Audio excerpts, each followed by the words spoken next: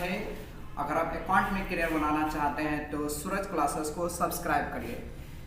आज हम लोग टैली में एक बेसिक सेटिंग के बारे में जानेंगे जो आपको बहुत ही महत्वपूर्ण कामों के बारे में बताएगा।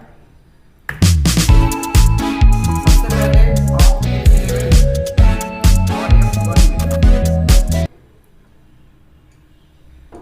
F11 F1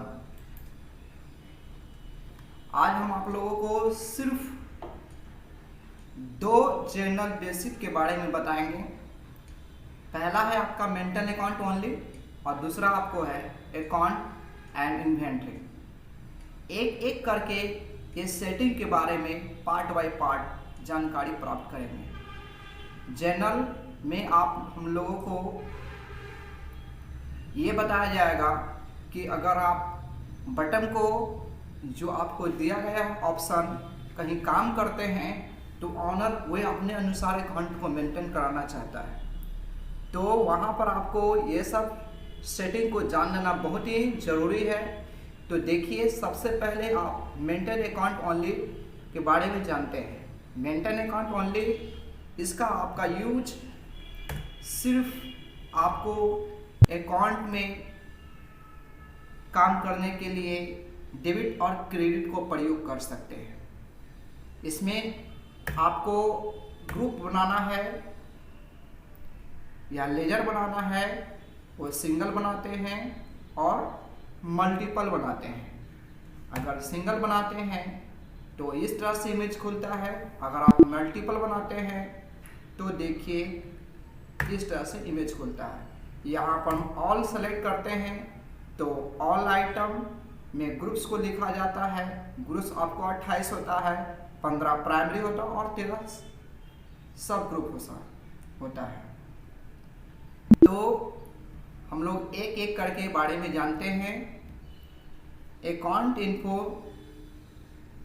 में ये देखिए, आप लोग अकाउंट इन्फो में देखिए, ट्रांजैक्शन में देखिए, अकाउंटिंग ट्रांजैक्शन वाउचर जो आपको है सिर्फ एक क्लास 11 का डेबिट क्रेडिट जो जर्नल पढ़े हैं उसको मेंटेन करने के लिए, या आप कहें सीए यहाँ स्टार्टिंग टाइम में काम कर रहे हैं तो वो भी सिर्फ आपको ये अकाउंटिंग वाउचर का एंट्री ही काम कराएंगे।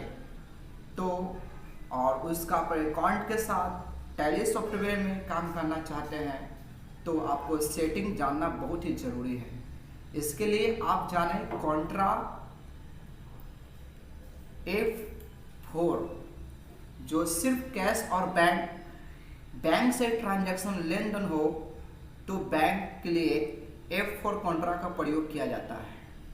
और ये देखिए, अगर आप पेमेंट करते हैं किसी भी प्रकार का, चाहे वह इनडायरेक्ट एक्सपेंस हो, डायरेक्ट एक्सपेंस हो और स्टैंडिंग एक्सपेंस हो, किसी भी प्रकार का आप पेमेंट करते हैं तो आपको F5 में काम करेगा। अगर आप किसी भी प्रकार का रिसीव करते हैं या लोन रिसीव करते हैं या बैंक से रिसीव करते हैं लोन, या आप इनकम रिसीव करते हैं इनडायरेक्ट इनकम या डायरेक्ट इनकम रिसीव करते हैं तो आपको F6 में काम किया जाएगा। अब चले F7। ये F7 आपको सिर्फ इसका प्रयोग आप बेसिक एडजस्टमेंट या हार्ड एडजस्टमेंट के लिए प्रयोग करते हैं, या कंक्लूजन हो तो यहाँ हम जर्नल F7 का काम माना जाता है। और इसे F7 टैली में ब्रह्मशस्त्र माना जाता है। जब भी कभी कंक्लूजन हो अकाउंट में डेबिट क्रेडिट बनाने में तो जर्नल एंट्री के लिए आप F7 का प्रयोग करें। इसका मतलब यह था, ये ना समझें कि हमेशा आप F7 में ही काम कर लें, ये आपके लिए गलत हो जाएगा। चलिए F8, किसी भी प्रकार का आप सेल करें, चाहे आप उधार में सेल करें, चाहे आप नगद में सेल करें, उसके लिए आपको F8 में ही काम करना पड़ेगा। आप इसमें ध्यान रखें आपको कि आप ये एज ए इनवॉइस में होना चाहिए। एज ए इनवॉइस कंट्रोल भी होता है। इसके लिए अगर आप किसी भी प्रकार का परचेज करते हैं तो यहाँ भी ध्यान रखें, यहाँ भी आपको एज ए इनवॉइस में होना चाहिए कंट्रोल भी। इसके लिए आपको एक काम करने के लिए डेबिट क्रेडिट क्लास 11th का जर्नल एंट्री अगर पढ़े हैं तो आसानी से मेंटेन कर सकते हैं। और ये एक सीए भी आपको प्राइमरी बुक को मेंटेन कराने के लिए यहाँ इस टैली का प्रयोग करें। इसके अलावा अन्य सॉफ्टवेयर में इसी तरह से प्रयोग किया जाता है। चलिए इसके बाद हम लोग F11 F1 में एक और चीज करते हैं। अगर आप अकाउंट के साथ इन्वेंट्री बुक भी मेंटेन करते हैं तो आप मेंटल अकाउंट को ना एक्टिवेट करके आप इंटीग्रेटेड अकाउंट इन्वेंट्री को एक्टिवेट करना पर आपको बहुत ही अच्छी तरह से काम होना है। अब इसके बाद आप अगर इसे नो कर देते हैं, ये देखिए, और इसे आप यस करते हैं तो आप दोनों अकाउंट को मेंटेन कर सकते हैं। सच एज ये देखिए, आप अकाउंट इन्फो में भी काम कर सकते हैं। यहाँ आपको ग्रुप्स बनाने पड़ेगा, लेजर बनाने पड़ेगा। अगर आप इन्वेंट्री में काम करना चाहते हैं तो ये देखिए, आपको इन्वेंट्री का भी सब अपना अपना फीचर्स एक्टिवेट हो चुका है और कुछ फीचर्स डिसएक्टिवेट है, वो अपने शॉर्टकट की के अनुसार हम लोग एक्टिवेट कर सकते हैं। ये देखिए, ये देखें। इसके बाद अगर आप इन्वेंट्री में काम करते हैं तो आपको फिजिकल स्टॉक है आपका हो गया, ये देखें आपका स्टॉक जर्नल हो गया। बहुत सारी सेटिंग को डिसएक्टिवेट किया गया है, उसको हम लोग एक्टिवेट करने के लिए इसको बाय पार्ट हम लोग जानेंगे। चलिए इसके बाद पहले चलते हैं।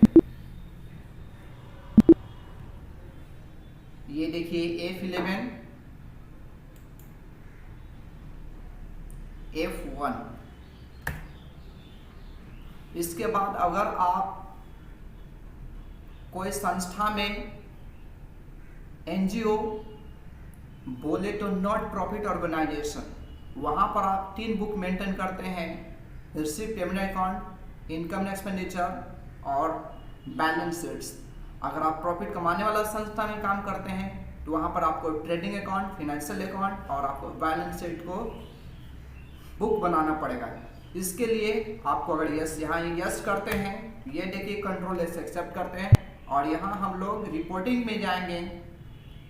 ये देखिए रिपोर्टिंग में जाते हैं, यहाँ देखिए इनकम एक्सपेंस को शो कर रहा है। इनकम एक्सपेंस ये आपका एनजीओ का काम करने का एक सिस्टमेटिक वे है।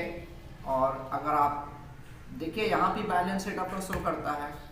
बैक करते हैं, ये देखें, अगर आप इसको डिसएक्टिवेट करना चाहते हैं तो पहले F11 में गए, F1 किए और यहाँ आप गए। इसमें आप अगर इसे नहीं रखना चाहते हैं, प्रॉफिट लॉस रखना चाहते हैं, इसे आप नो कर दें। ये देखिए कंट्रोल एस एक्सेप्ट कर लिए। ये देखिए क्या खुला है, देख रहे प्रॉफिट लॉस, ये trading account, financial account, balance sheet. ये देखिए, तो आज हम लोग F11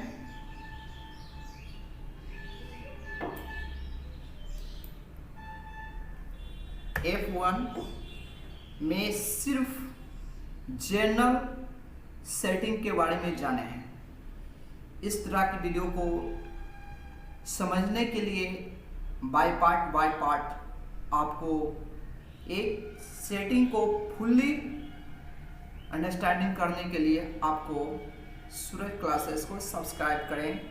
ये आप अगला वीडियो में हम बताएंगे कि ये सब कब प्रयोग करते हैं। तो तब तक के लिए